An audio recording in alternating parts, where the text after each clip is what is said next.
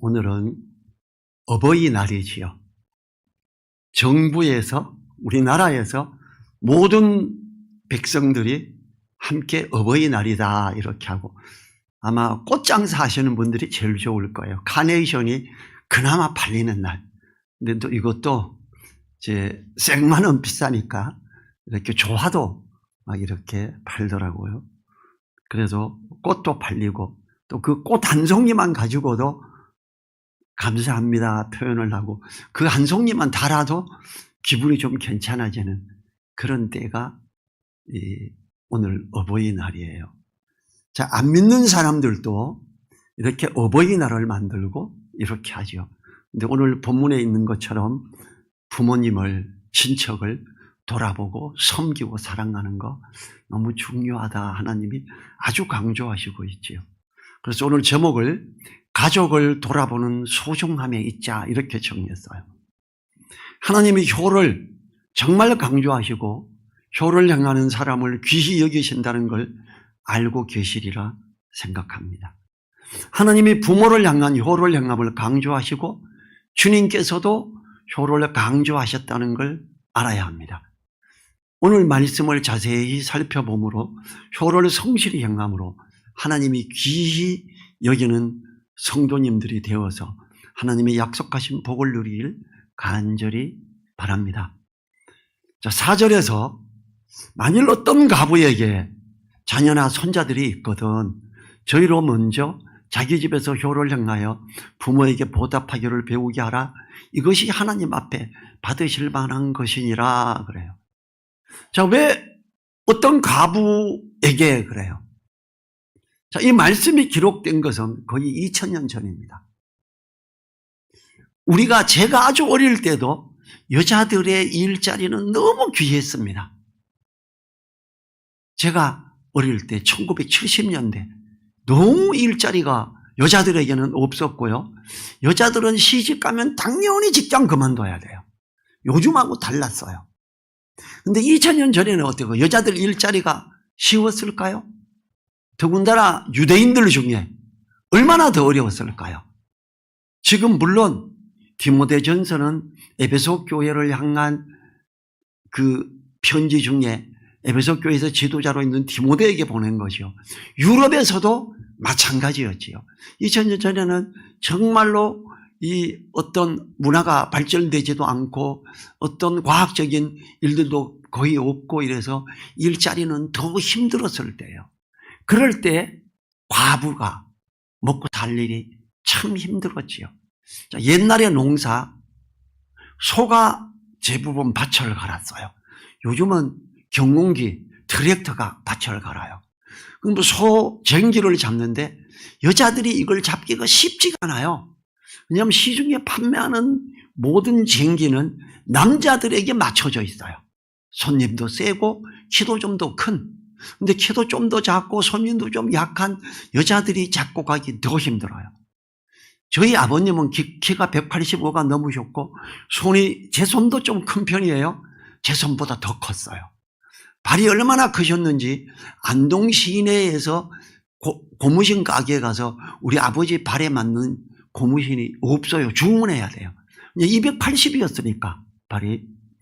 그래서 근데 우리 아버님이 만들어 놓은 쟁기 진짜 멋지게 만드셨어요. 박물관에 가도 우리 아버지만큼 잘 만든 건 없어요. 근데 키가 크시고 힘이 센 아버지가 쓰시는 거예요. 그래서 좀 더 크고 좀 더 굵어요. 제가 잡아봤는데 쉽지가 않아요. 제가 20대 초반에 시골에서 일 도우면서 이걸 잡아봤어요. 쉬운 게 아니에요. 근데 우리 아버지는 그게 쉬운 거였어요. 그런데 보통 남자들이 밭을 갈 때 소를 몰고 갈 때 이것도 일당을 많이 줘요. 여자들에게 이 일을 시키는 시골이 있었을까요? 옛날에 절대 안 시킵니다. 일이 안 될 것 같으니까. 물론 제 바로 위에 누나는 키가 170이고 힘이 워낙 세요. 쌀 한 가마니 그냥 번쩍번쩍 들었던 그런 누나니까 좀 이게 다른 케이스죠. 우리 강성래 집사가 키가 170인가요? 그리고 무슨 웬만한 남자만큼 크잖아. 저 정도 되면 뭘 시킬 수 있을 것 같아. 근데 옛날에 저 정도 키 되는 여자는 드물었어요. 우리 누나가 170인데 국민학교 때 여자들이 더 빨리 크거든요. 전교에서 제일 컸어요. 그래서 별명이 너발장대였어요. 우리 누나 별명이 너발장대예요. 그런데 그래도 누나에게 그런 일은 안 시켰습니다. 안동시 대표 육상 선수였고 힘도 세고 빠른데 안 시켜요. 왜? 남자가 더 잘한다고 생각해요. 그러면 2000년 전에 유럽에서 어땠을까요? 그래서 어떤 과부에게 자녀나 손자들이 있거든 이렇게 말하는 거예요. 그들로 먼저 자기 집에서 효를 행하라고 가르쳐요. 왜냐하면 그 엄마는 살기가 쉽지가 않아요. 경제적 활동이 거의 어려운 상황이죠. 기껏 일을 해봐야 조금. 우리 어머니가 처음 시집 오시고 우리 어머니는 우리 외할머니가 옛날 양반집에서 남편이 돌아가셨다고 재혼 안 해요. 우리 외할머니는 재혼을 하면서 우리 어머니를 버리다시피 했어요. 결혼식을 치르는 게 아니고 우리 고모가 그 행상이었는데 우리 고모에게 손잡혀가지고 보내버렸어요. 아무것도 안 해주고. 그 어머니는 힘이 없죠. 왔더니 가난한 집이었어요. 그러니까 이제 처음 결혼했을 때는 아무것도 없어서 옆집에 일 도우러 가요. 그럼 일이 끝나고 나면 밥만 주면 거의 끝나고 아니면 일하는 하루 삭설 주면 좁쌀 한 그릇 좀 큰 걸로 대접으로. 이게 끝이에요. 좁쌀 한 그릇 받아가 하루 종일 먹겠어요? 여자들이 살기가 그렇게 힘들어요. 우리나라에서 우리 어머니는 오래전이 아니었어요. 그때 오셨을 때면 그러면 기껏해야 한 80년 전 일을 말하는 거예요. 그러면 그때에도 그 정도였다면 지금 2000년 전에는 어땠을까요? 그래서 이걸 더 말합니다.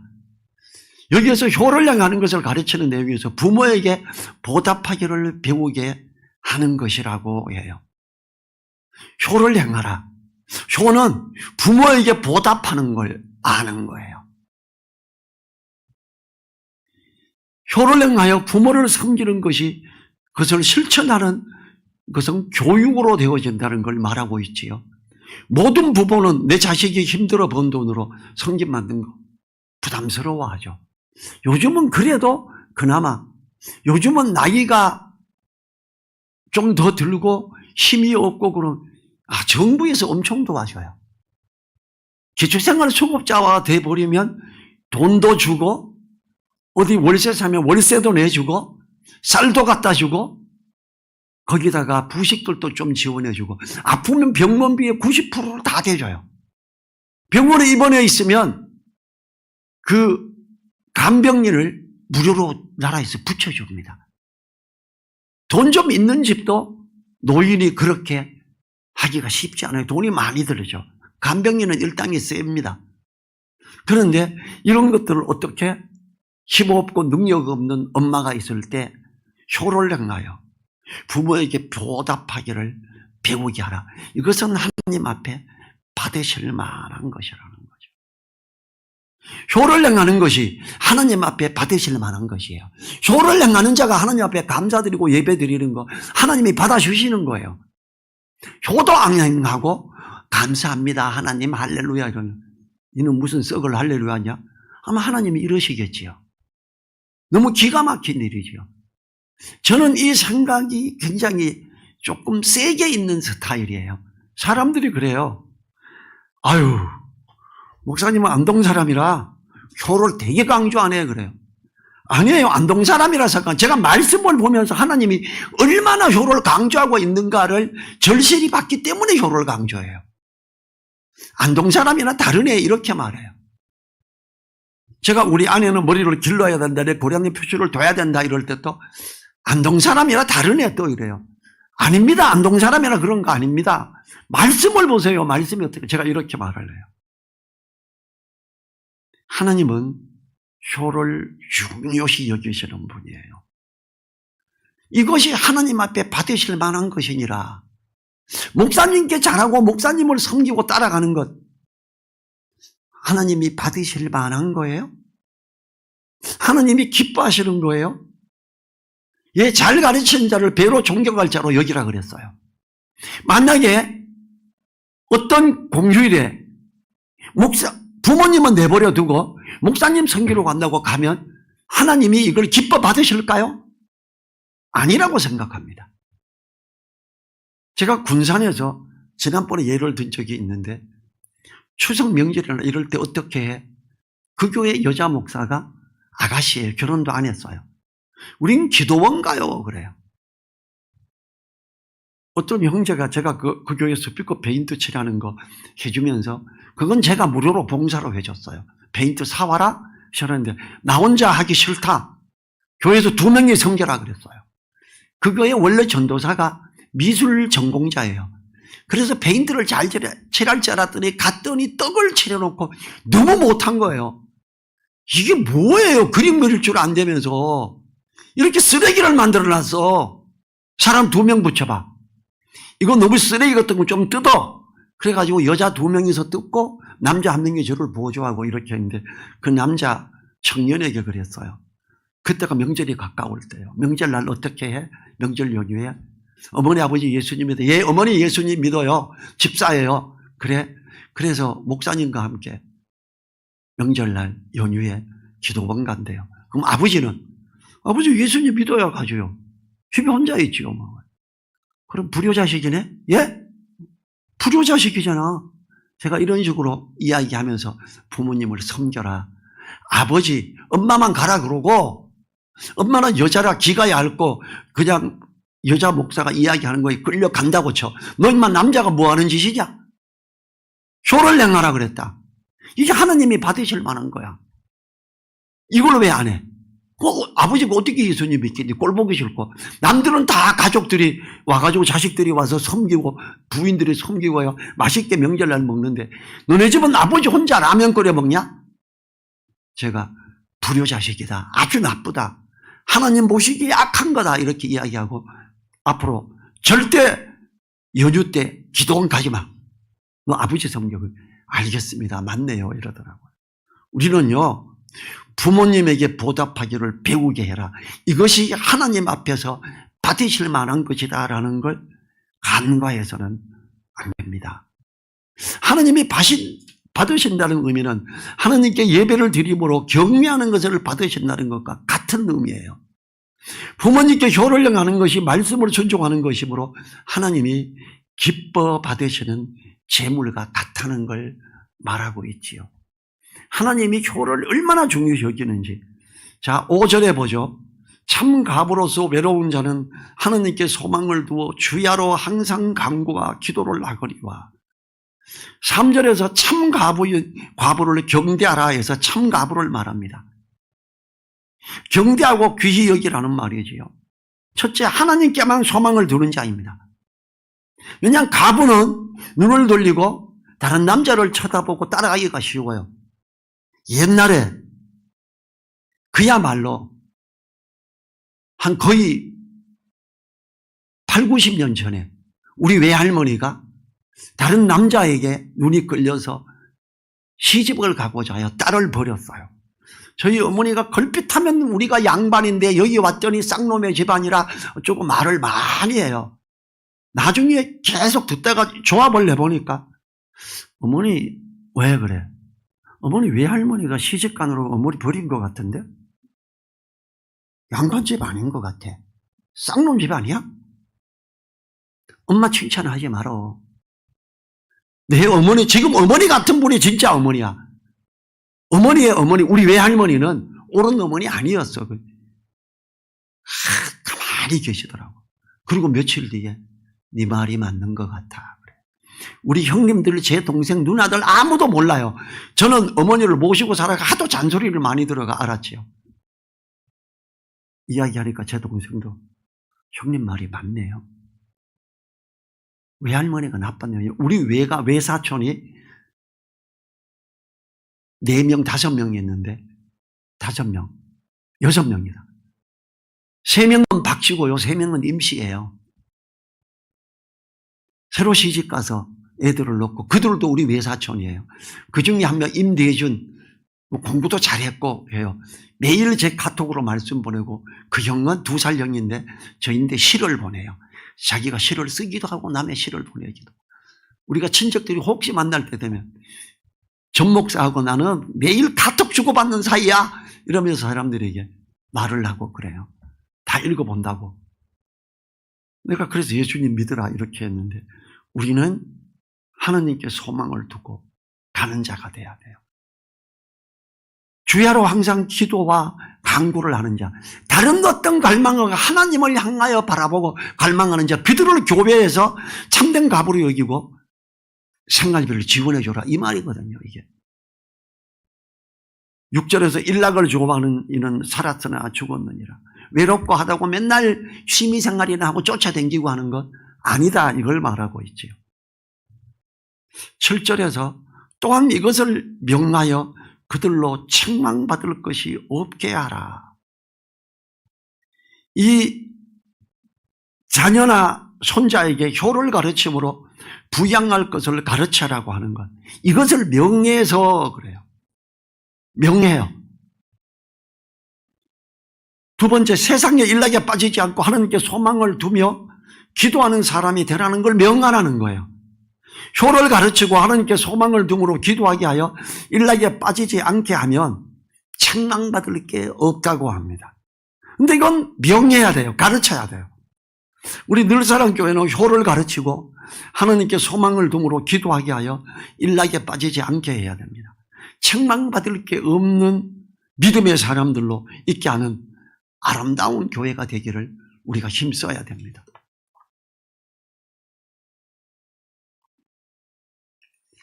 이제 8절 같이 읽어보죠. 같이. 자기 친족, 특히 자기 가족을 돌아보지 아니하면 믿음을 배반한 자요 불신자보다 더 악한 자니라. 누구든지, 목사든지 장로든지 누구든지 처음 예수님 믿은 사람이든지 자기 친족, 특히 가족을 돌아보지 아니하면, 여기서 누구든지 자기의 부모를 돌아보아야 함을 말하요. 지금 부모 섬기는 걸로 연결되어 왔지요. 효를 행하라고. 그냥 친척을 통틀어서 말하는 것이 아니라 어머니나 혹은 할머니, 아버지, 할아버지, 직계가족을 말합니다. 그런데 만일 어머니나 할머니가 가부임에도 돌아보지 않는다면 그 사람은 믿음을 배반한 자라고 합니다. 왜? 말씀을 순종하지 않았으니까. 만약 성도라고 하는 자가 경제적 능력이 없는 친가족을 돌아보지 않는다면 그 사람은 자신의 믿음을 스스로 부정하는 것이라고 해요. 이것은 앞에 있는 구절에서 만일 어떤 가부가 자녀나 손자들이 있거든, 저희를 먼저 자기 집에서 효를 행하여 부모에게 보답하기를 배우게 하라. 이것이 하나님 앞에 받으실 만한 것이니라 하는 말씀을 불순종함으로 믿음을 부정하는 것이기 때문에 믿음을 배반한 자라고 하는 겁니다. 이 바울 사도는 더욱 강력한 표현을 이어서 하지요. 가족을 돌아봐야 하는 게 얼마나 중요한 거냐를 강조하는데, 가족을 돌아보지 않는 자는 불신자보다 악한 자 이렇게 말해요. 안 믿는 사람보다 나은 게 뭐 어디 있어? 부모를 돌아볼 줄도 모르고 말씀을 거역하는, 믿음을 배반한 자, 불신자보다 악한 자들 아니야? 이렇게 강력하게 해요. 그런데 이걸 강조하고 강조하는 교회가 얼마나 될까요? 저는 이게 참 안타까워요. 제가 목사들 모임에서도 이걸 한번 표현한 적이 있어요. 야, 전 목사 세다, 세. 안동 사람이라 다르네. 진짜 세다 이래요. 내가 센 게 아니라 성경을 그대로 말한 거예요. 그걸 그렇게 강조하는 사람이 어디 있냐요, 나보고. 이거 강조 안 해요? 하느님이 이렇게 강력하게 기록하고 전달하는데 이걸 강조 안 합니까? 그랬어요. 우리는요, 이걸 강조해야 되지요. 그치요? 자기 가족을 돌아보지 아니하면 가족에 대한 책임이 있어야 하며 또한 친척에 대한 책임이 있어야 합니다. 아주 드물게이지만 믿는 사람들조차 가족에 대한 책임을 소홀히 하는 경우를 보기도 합니다. 설날이나 추석이 되면 집집마다 음식을 하지요. 믿음의 사람들은 차례에 참석하지 않으려고 안 가고 해외여행 가는 게 붐이 일다시피 했지요. 기독교인들 중에. 저는 참으로 사단의 역사에서 친척들을 돌아보지 않게 하고 복음의 기회를 끊어버리는 정말 악한 행위라고 생각합니다. 그리스도인이 그러면 어떡합니까? 친척들이 모이는 장소 할 수만 있으면 빨리 가고 할 수만 있으면 더 섬기고 그러면서 그리스도인으로서의 모습을 보여야 되지 않아요? 야, 믿음 그러더니 다르네. 이렇게 돼야죠. 저희 형님들이 제가 믿음 안에서 열심히 하려고 애쓰고 하니까 니는 다르다 그래요. 저보고. 다른 친척들이 차례 안전한다고 제사 안전한다고 막 야단칠 때 아세요? 병철이는 다릅니다. 차원이 달라요. 얘한테 제사 지내라는 거는 안 되는 겁니다. 안 믿는 형님이 막아요. 왜냐면 얘는 다르더라 이거예요. 얘는 정말로 성경 따라가려고 하는 애더라 이거예요. 그래서 우리는 안 믿는 사람들에게 인정을 받아야 됩니다. 누가에게? 친척들에게 받아야 돼요. 그러면 따르고자 하는 어떤 기초적인 게 되는 거예요. 저는 저희 누님들, 형님들, 형수님들에게 다 카톡으로 말씀을 우리 교회에 올리는 거 매일 보내요. 그럼 이제 우리 누나들도 가끔은 아멘 아멘 하고 올리고요. 형님은 가끔 전화 와서 병철아 네가 오늘 보내준 거 내가 뭔 말인지는 잘 몰라도 또박또박 다 읽었대 이렇게 전화 와요. 도전을 줄 수 있는 그게 되는 거죠. 우리는요 믿음 안에서 자기 가족 돌아봐야 돼요. 자, 어버이날 가족을 챙기지 않았다면 믿음을 배반한 자가 될 수 있습니다. 어버이날 그냥 입 싹 닫고 같이 있으면 되겠지 뭐 해마다 해. 예, 믿음을 배반한 자일 가능성이 많습니다. 이거 안 했으면 깨우쳐야 돼요. 내가 위험했구나 이렇게. 이 자기 가족을 돌아보지 아니하면 믿음을 배반한 자요 불신자보다 악한 자니라. 하나님의 말씀을 통해 도전하는 이 부분 놀라울 정도로 강하게 표현하지요. 믿음 안에서 옳게 하지 않으면 믿음을 배반한 자고 불신자보다 악한 자 이렇게 강한 표현 보셨나요? 말씀에서. 효에 대해서 이걸 말하는 거예요.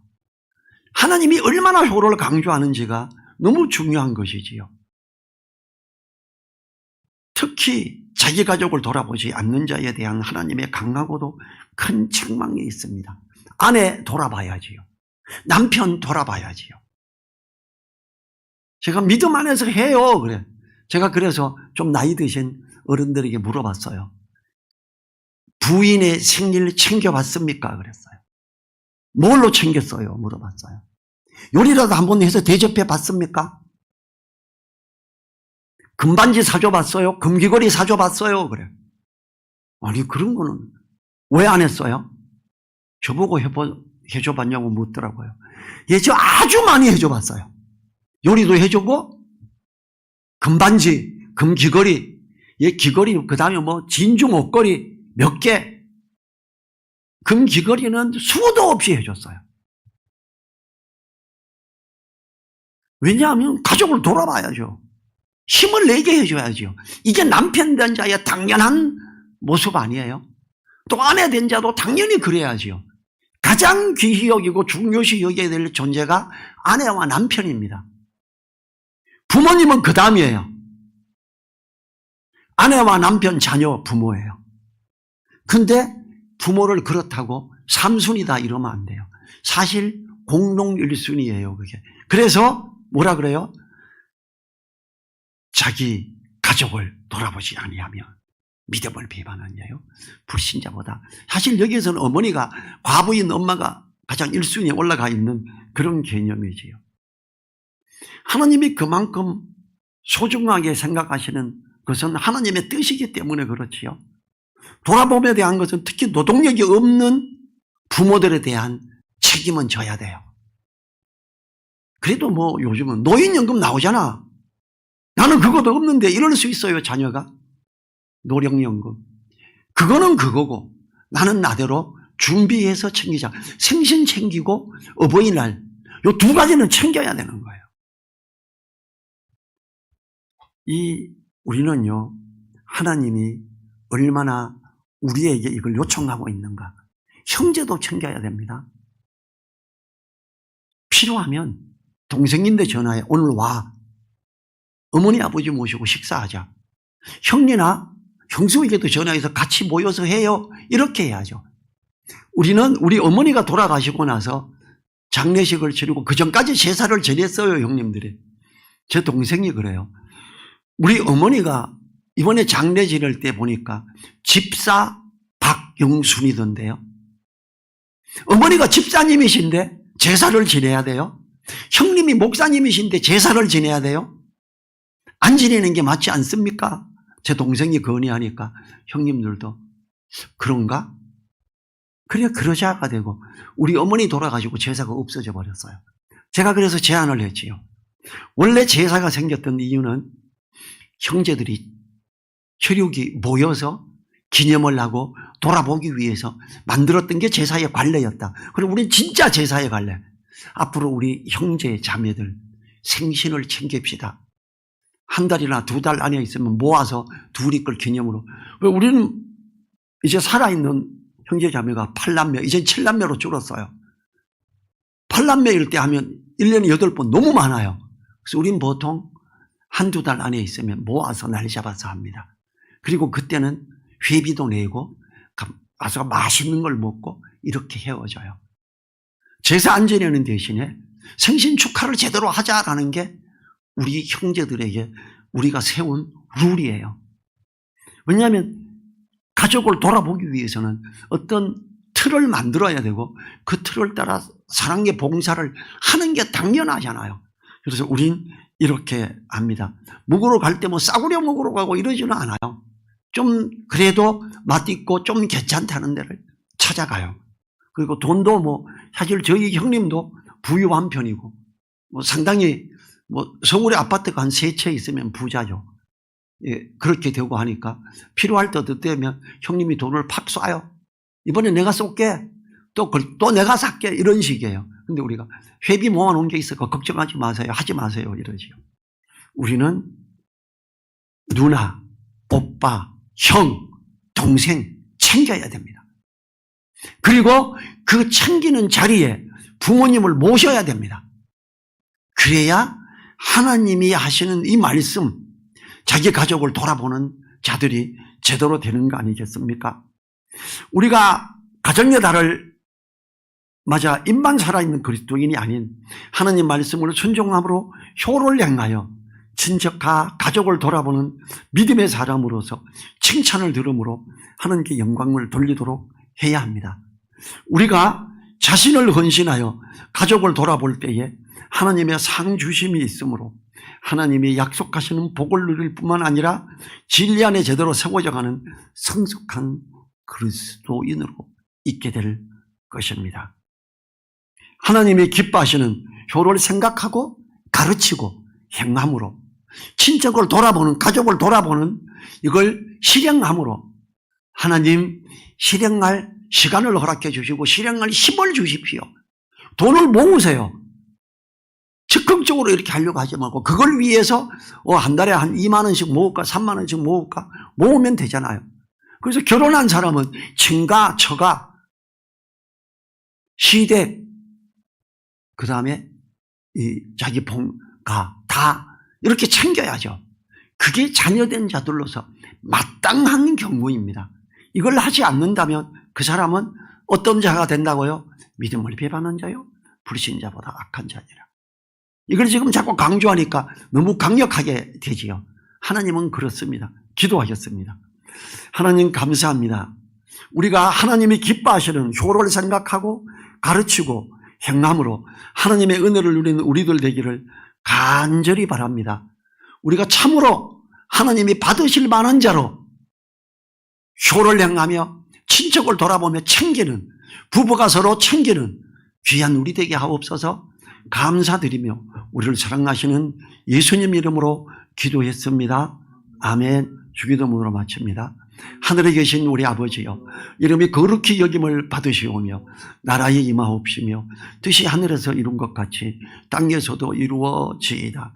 오늘날 우리에게 일용할 양식을 주옵시고 우리가 우리에게 죄 지은 자를 사하여 준 것 같이 우리 죄를 사하여 주옵시고 우리를 시험에 들게 하지 마옵시고 다만 악에서 구하옵소서.